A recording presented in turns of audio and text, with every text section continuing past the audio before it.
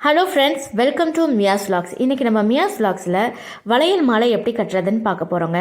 ஆடி மாதம் ஆனாலே நமக்கு ஆடி பூரம், அதுக்கப்புறம் வரலட்சுமி நோன்பு இந்த மாதிரி ஃபங்க்ஷன் வர்றதுனால வளையல் மாலை கட்டி போடுறது ரொம்பவே விசேஷம். ஸோ இந்த வளையல் மாலை எப்படி கட்டலான்னு பார்க்கலாங்க. இதுக்கு நம்ம நிறைய கலர் வளையல் எடுத்துக்கணும். கருப்பு கலர் தவிர்த்து மற்ற எல்லா கலர் வளையலுமே நம்ம எடுத்துக்கலாம். கோயிலுக்கு நல்ல அம்மன் பெரிய அம்மனாக இருக்கும்போது பெரிய மாலையாக கட்டணும் அப்படிங்கிறப்போ அதிகமான வளையல் நம்ம வாங்கிக்கணும். நிறைய கலர்ஸ் வாங்கிக்கலாம். இதுக்கு மஞ்சள் கயிறு நீங்கள் எடுத்துக்கிட்டாலும் சரி, இல்லைனா இந்த பூ கட்டுற நூலே எடுத்து அதில் நீங்கள் மங்கள பொருள்லாம் சேர்த்து அதை நினச்சி பயன்படுத்தினாலும் சரி, இல்லைனா இந்த மாதிரி உள்ளன் நூல் வாங்கி பயன்படுத்தினாலும் சரிங்க. நான் உள்ளன் நூல் தான் எடுத்திருக்கேன். ஏன்னா நல்ல நீளமான மாலையாக கட்டணும், கோயிலில் உள்ள விக்கிரகத்துக்கு போடுறதுனால மாலை ரொம்ப பெருசாக இருக்கணும் அப்படிங்கிற காரணத்துக்காக உள்ளன் நூல் எடுத்திருக்கேன். அந்த உள்ளன் நூலில் நான் ஒரு மேலே டாப்லேயே கொஞ்சம் ஒரு அரை முழம் அளவுக்கு கேப் விட்டு அதுக்கப்புறம் நான் வளையல் மாலை கட்ட ஆரம்பிக்க போகிறேங்க. ஃபஸ்ட்டு நான் வளையலை ஓப்பன் பண்ணி பிரிச்சுட்டு அதில் எதெல்லாம் டேமேஜ் இருக்கோ அதை எல்லாத்தையுமே பார்த்து தனியாக எடுத்து வச்சுட்டு நல்ல வளையலை பூரா நான் செட்டாக பிரிச்சுக்கிறேங்க. இதில் என்னென்னா நம்ம வளையல் மாலை கண்டினியூவாக கட்டும்போது 4 வளையலாக சேர்த்து கட்டுறோம். எதுக்காகனா நம்ம ஒருத்தங்களுக்கு பிரித்து கொடுத்தாலுமே அந்த 4 வளையலும் ஒரே கலராக அவங்களுக்கு கொடுக்குற மாதிரி இருக்கும். அதனால் நான் எப்பொழுதுமே 4 வளையல் சேர்த்து தாங்க கட்டுவேன். 4 வளையல் ஒரே கலர், அதுக்கடுத்து வர 4 வளையல் ஒரே கலர், அதுக்கடுத்து வர 4 வளையல் ஒரே கலர், அந்த மாதிரி ஆர்டரில் நம்ம கட்டி கொடுக்க போகிறோங்க. இதுக்கு நான் ஒரு முடிச்சு போட்டுக்கிறேன். ஃபஸ்ட்டு வளையலை வச்சு ஒரு 3 முடிச்சு போட்டு ஆரம்பிக்கிறீங்க. ஒத்தப்படையில் தான் ஆரம்பிக்கிறேன். அதே மாதிரி நம்ம வளையல் கட்டி கொடுக்குறதுமே ஒத்தப்படையில் தான் கட்டி கொடுக்கணும். கோயிலுக்குனாலும் சரி, வீட்டில் போட்டாலும் சரி. அது உங்களால் எவ்வளோ முடியுதோ நீங்கள் கட்டிக்கலாம். ஸ்டார்டிங்கில் ஒரு 27 வளையலேருந்தே நீங்கள் கட்டலாம். சில பேர் 21 வளையல் கூட கட்டுவாங்க. 27 வளையல் நம்ம பொதுவாக கட்டுறது. ஸோ 27 வளையல் அதில் இருந்து நீங்கள் ஒத்தப்பட உங்களால் எவ்வளோ முடியுதோ கூட்டிகிட்டே போகலாம். இந்த கணக்கு நமக்கு கிடையாது. அதனால் எவ்வளோ வளையல் உங்களால் சேர்த்து கட்ட முடியுமோ கட்டிக்கலாம். முதல்ல நம்ம 3 முடிச்சு போட்டு இப்போ நம்ம வளையல் கட்ட ஆரம்பிச்சாச்சுங்க. இதுக்கப்புறம் நம்ம பூ கட்டுற மெத்தடில் தான் கட்ட போகிறோம். வேற ஒன்றும் ரொம்ப டஃப்பாலாம் இருக்காது. இது கட்டுறது ரொம்ப ஈஸியாக தான் இருக்கும். முதல்ல வளையலை எடுத்து நூலுக்கு மேலே வச்சுட்டு நூலை அடியில் ஓடி நம்ம எடுக்கிறோம். அடியில் ஓடி எடுத்துகிட்டு இது கொஞ்சம் லென்த்தியான நூல் ரொம்ப நீளமாக இருக்கிறதுனால கொஞ்சம் இழுத்து எடுத்துகிட்டு திருப்பி நம்ம பூக்கு எப்படி முடிச்சு போடுவோம் மேலே எடுத்து அதை திருப்பி வளையலுக்கு அடியில் ஓடி கொண்டு போய் வெளியில் கொண்டு வந்து அதை நம்ம நெருக்கி முடிச்சு போடணும். நம்ம நெருக்கி இந்த வளையலை முடிச்சு போடுறதுனால நமக்கு அந்த மாலை கட்டினாலுமே அப்படியே அழகாக தெரியும்.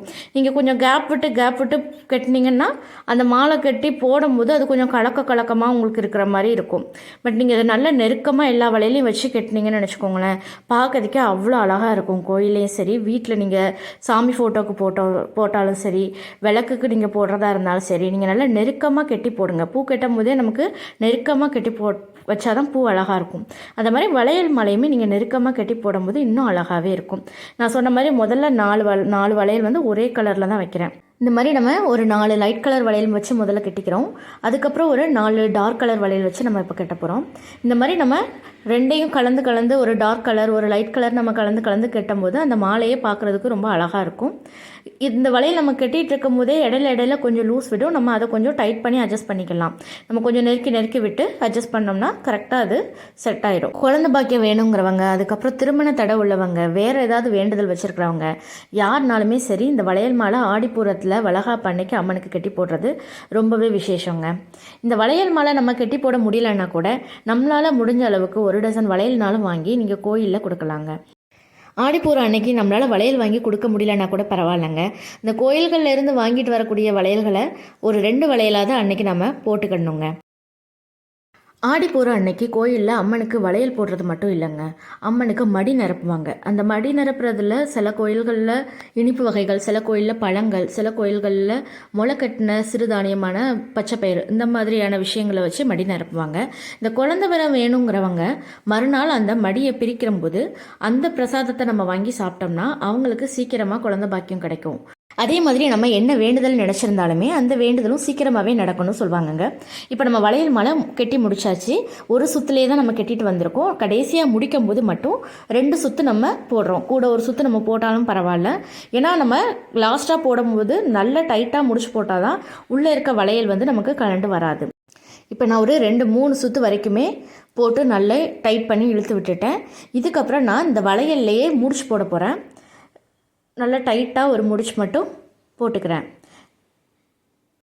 இப்போ நம்ம வளையல் மாலை ரெடி ஆயிடுச்சுங்க. நான் எக்ஸ்ட்ரா நூல் விட்டு தான் நான் வளையல் மாலை கட்டியிருக்கேங்க. பாருங்கள், பார்க்குறதுக்கே எவ்வளோ அழகாக ஒன்று போல் இருக்குது பார்த்தீங்களா? நம்ம நெருக்கி நெருக்கி கட்டினோம்னா அந்த வளையல் மாலை போடும்போது அவ்வளோ அழகாக இருக்குங்க பார்க்குறதுக்கு. இந்த மாலை கட்டுறதுக்கு 151 வளையல் நான் பயன்படுத்தியிருக்கேங்க. 1-2 டேமேஜ் ஆகிடுச்சு. மற்றபடி மீதி எல்லா வளையலுமே நான் இதில் வச்சு கட்டிட்டேங்க. ஓகே, இந்த வீடியோ பிடிச்சிருந்தால் லைக் பண்ணுங்கள், ஷேர் பண்ணுங்கள். மறக்காமல் நம்ம யூடியூப் சேனலை சப்ஸ்கிரைப் பண்ணுங்கள். தேங்க்யூ.